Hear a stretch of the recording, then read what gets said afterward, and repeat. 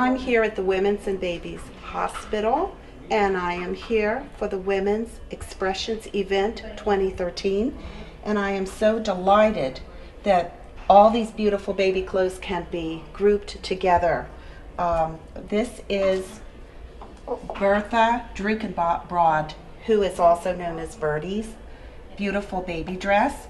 It is her picture there, which was taken by a professional photographer on Duke Street, and also a tiny little shoe pressed flat, along with a little card that says, "With love, Merry Christmas for my littlest baby," and a few other sketches of her hands and feet that give some indication as to what she's gone through and what happened to her when she was premature. She was born prematurely on September 16th, 1911.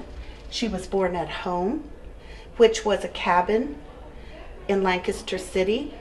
She lived around North Street, which is down near South Duke, she told me. So at the time that my daughter was born, I was volunteering at a church program for St. James Church called Thursday Lunch, and that is where I met Birdie.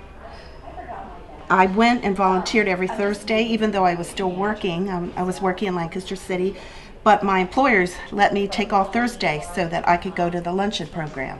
I met Birdie, we talked, we connected. She was a delightful woman, and one day she just said to me, how much the connection meant to her. It really meant a lot. So after my child was born, I went back to volunteering there.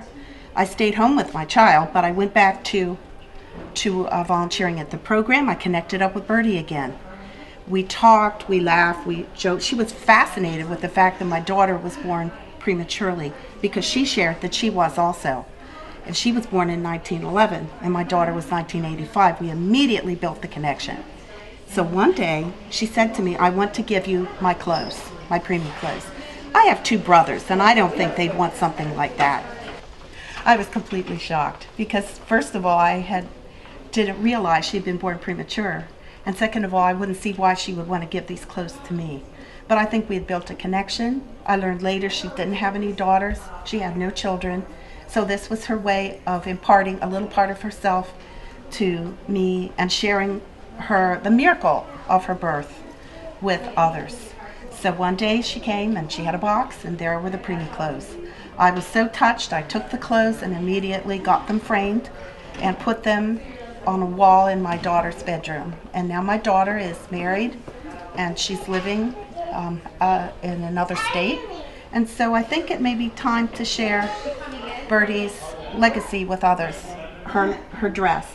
This is the dress that she had here. It is obviously very simple, since they were a very simple family. They didn't have much, but they had a lot of love. And you can see that the little jacket is crocheted. There's handwork on the bottom. There are little pantaloons underneath, and the pantaloons have lace on them. There's some pretty fancy socks. The socks look like they might have been machine made, so I didn't even know they had those back then, tipped with pink. It was adorable. Here you see her picture. She's sitting and looking beautiful for the photographer. She's wearing a different dress, but she looks so tiny. And she's about 1.5 years old in that picture, but look how tiny she looks. Like any other preemie, she looks smaller than her years, but she has a very wise face. In this little box here, you see her shoe, which is flattened, along with all the measurements. You see a tiny measurement of her foot, and it says, of course, "With love from Miss Hatch." And you can see some of the measurements here that are written in pencil on the cards. I'm delighted to be able to share these things with everyone, and also to be part of the entire Women's Expression event, and to be placed in a case, these things placed in a case with the Conestoga Stitchers, who are such amazing artists. And I think it is a beautiful thing that something like this looks good in there, fits in well with them, and I'm delighted to be able to have the opportunity to share Birdie with you.